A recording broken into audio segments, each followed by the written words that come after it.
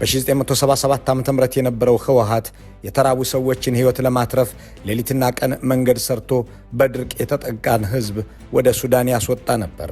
የዘንድሮው ህወሓት ግን እንዲህ ያለ ብልሃትንም ሆነ ህዝብን ማፍቀር አልታደለምና ዜጎች በአገራቸው በረሃብ ሲያልቁ ከሚሰጣቸው እርዳታ ላይ መዋጮም እስከ መሰብሰብ ይደርሳል።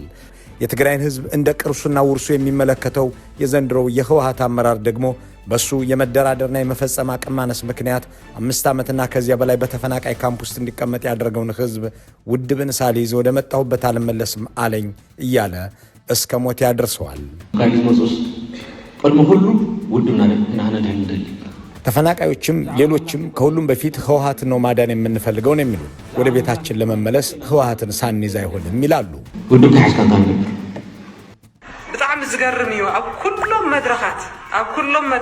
በጣም የሚገርም ነው።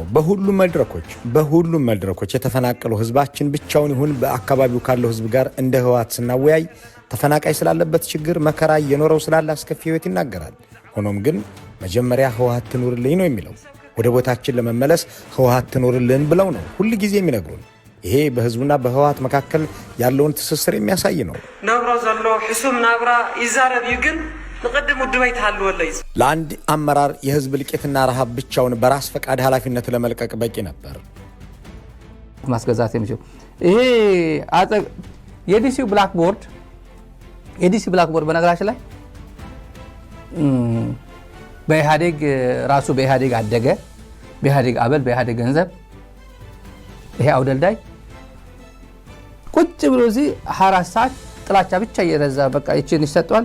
አዎ ይከፈለኛል እኮ ምን ችግር አለው ታዲያ? ፕሮፓጋንዳ ይሰራለሁ፣ ስራ እኮ ነው። አሜሪካ እኮ በሰዓት የሚከፈለኝ እኮ አዎ ተከፍሎኝ ነው የምሰራው እያለ እኔ እኮ ለነጻነት ነው የምሰራው፣ እኔ እኮ እንደዚህ ነው ሲያጭበረብር ነበር አይደለም ብለህ ነው ያኔ አጥረግርገን ጥለነዋል በዛን ሰዓት። አሁን በግልጽ መጣ።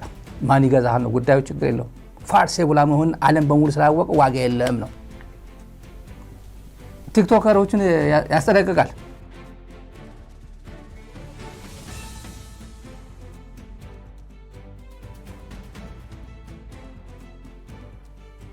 አክቲቪስቶችን ቲክቶከሮችን እድሜያስ አስጠነቀቀ የሚለው ነገር ትንሽ ሀሳብ ሰጥቶታል። ታው አስጠንቅቄያለሁ። በደንብ ነው ያስጠነቀቅኩት።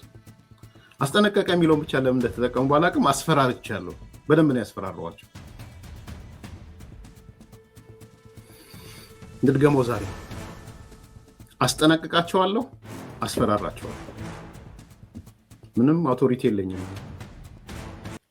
ቃላት ብቻ ነው የማሰር ምንም አውቶሪቲ የለኝም። ማስጠነቅቃቸው ማስፈራራቸው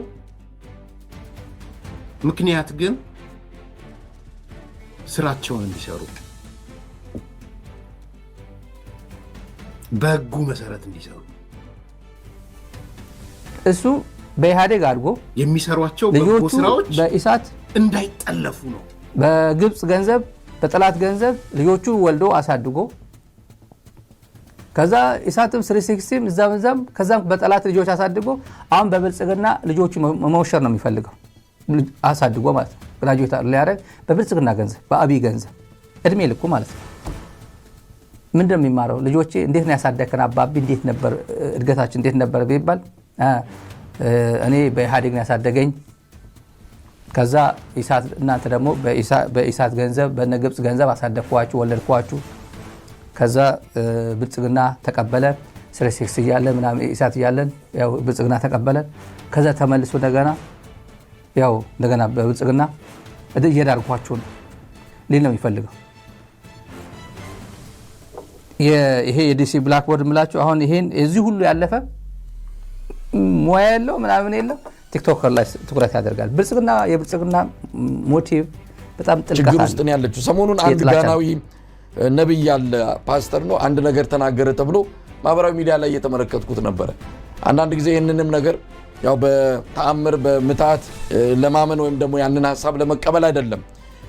ለፈረንጆቹ 2026 ለኢትዮጵያ የገለጹት አንድ ትንቢታዊ መልእክት አለ። በ2026 በኢትዮጵያ የመንግስት መዋቅርና አመራር ላይ ትልቅ መንቀጥቀጥና ለውጥ ይኖራል አሉ።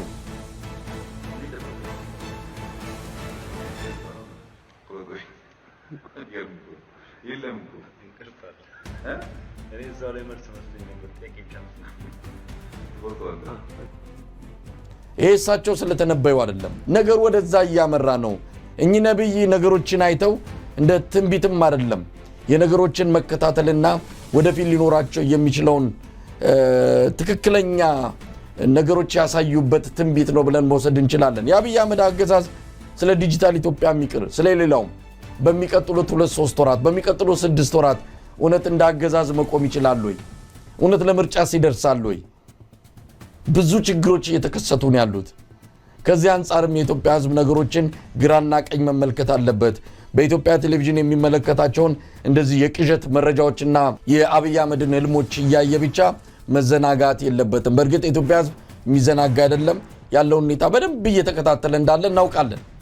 የሁሉ መፈራገጥ የሁሉ ዚምዛም አብይ አህመድ የሚሮጥበትና የሚወራጭበት አንዱ ምክንያትም ህዝቡ በትክክል ምን እየሆነ እንዳለ ተረድቶ ወደ እንቅስቃሴ ሊገባ ነው፣ ወደ አጠቃላይ ህዝባዊ ቢተኝነት ሊገባ ነው። የጋናዊው ነብይ እንደተናገሩትም የሚቀጥሉት ወራት የሚቀጥሉት ጊዜያት ለአብይ አህመድ ጥሩ ጊዜ አይደለም። ነውጥ መከሰቱ አይቀርም።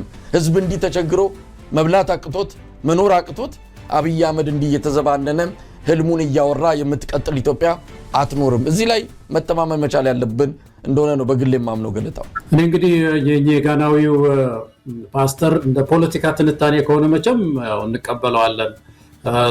ከዛ ውጭ ያለ ሃይማኖታዊ ትንቢት ከሆነ ደግሞ ያ እንግዲህ ቦታው ቤተክርስቲያን አካባቢ ነው። እዚህ አብይ አህመድ በስልጣን ላይ ይቆያል የሚል ትንቢት ሲኖር እንደምንቃወመው ሁሉ ትንቢትን ይዘን ድጋፍ አንሰጥም። ግን ትንታኔ ከሆነ ተጨባጩን ነገር አይተው ከሆነ እኛም የምንለው እንደዛ ነው። እንዴት ሊቆይ ይችላል ነው። ብዙ ታጋዮችም እንደዛ ነው እያሉ ያሉት። ከኢትዮጵያ ትንቢት ተናጋሪዎች ግን የተሻሉ ይመስላሉ። የአብይ አህመድ ሐሰተኛ ነቢያቶች እንደሚናገሩት አሁን ቤተመንግስት ውስጥ ያለው ኃይል ነው ኢትዮጵያ የሚያነሳት። ከሰሜን ምንድነው መጣ ያለው ሰይጣን መጥቷል፣ የሰሜን ሰይጣን ነው ከሚሉት የአብይ አህመድ ሐሰተኛና እንደው በደምም በእድሜም በምንም በብቃትም በአእምሮም ያልበሰሉ ሐሰተኛ ነቢያቶች ከሚናገሩት ግን በብዙ ጥፍ የሚሻል ይመስለኛል። እውነተኛም ነገር ያለው እዚህ ላይ ነው።